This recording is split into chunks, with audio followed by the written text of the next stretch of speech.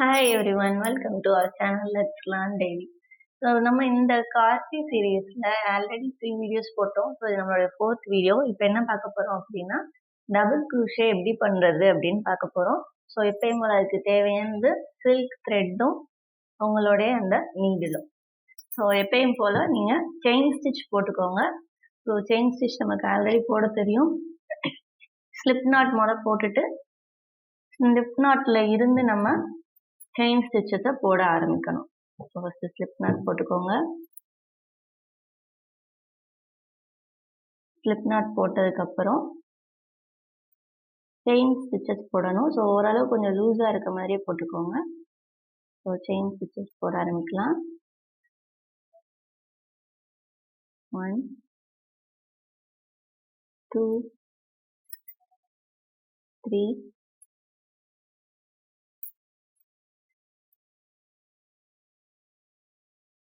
4 5 6 7 8 9 10 11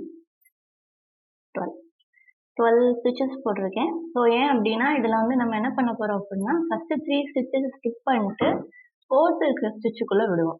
so already முன்னாடி பார்த்த அந்த ஹாஃப் டபுள் crochet ஸோ அதுக்கெல்லாம் பார்த்துருப்போம். ஸோ 1 2 அப்படின்னு ஸ்கிப் பண்ணியிருப்போம். ஸோ அதே மாதிரி இதுக்கு நீங்கள் 3 ஸ்டிச்சஸ் வரைக்கும் ஸ்கிப் பண்ணணும். ஸோ இந்த லூப்பை விட்டுறணும். முதல் இருக்க ஸ்டிச் 1 2 3. ஸோ அடுத்து இருக்கிறதா 4. அப்போ நம்ம என்ன பண்ணணும், இந்த ஸ்டிச்சுக்குள்ளே தான் நம்மளுடைய ஹூக்கை விட போகிறோம். ஓகேவா? இதுக்குள்ளே தான் விட போகிறோம். பட் இதுக்கு முன்னாடி பண்ணப்பெல்லாம் என்ன பண்ணியிருப்போம், உள்ளே விட்டதுக்கப்புறம் யானை பிடிச்சி எடுத்திருப்போம். ஸோ இந்த தடவை முதல்லையும் நம்ம உங்களோட யானை மேலே ரொட்டேட் பண்ணிவிட்டு அதுக்கப்புறமா என்ன பண்ண போகிறோம் அப்படின்னா உள்ளே விட போகிறோம். ஸோ அப்போ என்ன பண்ணணும்னா ஃபஸ்ட்டு ஒரு தடவை சுற்றிக்கோங்க. சுற்றி அதை பிடிச்சிக்கோங்க. பிடிச்சிட்டு 1 2 3 4 4th ஸ்டிச்சுக்குள்ளே இங்கே அதை விட்டு திரும்ப உங்களுடைய யானை பிடிச்சி உள்ளே கூடி இழுக்கணும். ஸோ அப்போ உங்களுக்கு கையில் பார்த்தீங்க அப்படின்னா இந்த நீடில் 3 இருக்கும். ஓகேவா? ஸோ 3 இருந்திருக்கும். இப்போ திரும்ப உங்களுடைய யானை ரொட்டேட் பண்ணி ஃபஸ்ட்டு 2க்குள்ளே மட்டும் ரொட்டேட் பண்ணி எடுக்கணும். ஸோ ஞாபகம் வச்சுக்கோங்க, மேலே ஒரு தடவை சுற்றி 4th ஸ்டிச்சுக்குள்ளே விட்டோம். விட்டதுக்கப்புறம் யானை திரும்ப ரொட்டேட் பண்ணி எடுத்தோம். எடுத்துட்டு 2 ஸ்டிச் வழியாக மட்டும் விட்டோம். ஸோ திரும்ப அப்போ ரிமைனிங் எவ்வளோ இருக்கும், 2 ஸ்டிச்சஸ் உங்களுக்கு இருக்கும்.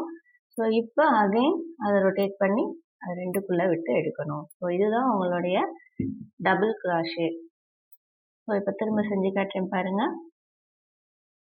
ஸோ அப்போ திரும்ப இன்னொரு ஸ்டிச் போகிறதுக்கு என்ன பண்ண போகிறோம், திரும்ப யானை ரொட்டேட் பண்ணி எடுத்து, ஸோ ஃபஸ்ட் டைம் போகிறீங்கன்னா அதை எடுக்க வராது. எடுத்ததுக்கப்புறம் உங்களுக்கு லூஸாகிற மாதிரி இருந்துச்சுன்னா விரல்கிட்ட பிடிச்சிக்கோங்க, இல்லைன்னா அப்படியே விட்டுருங்க.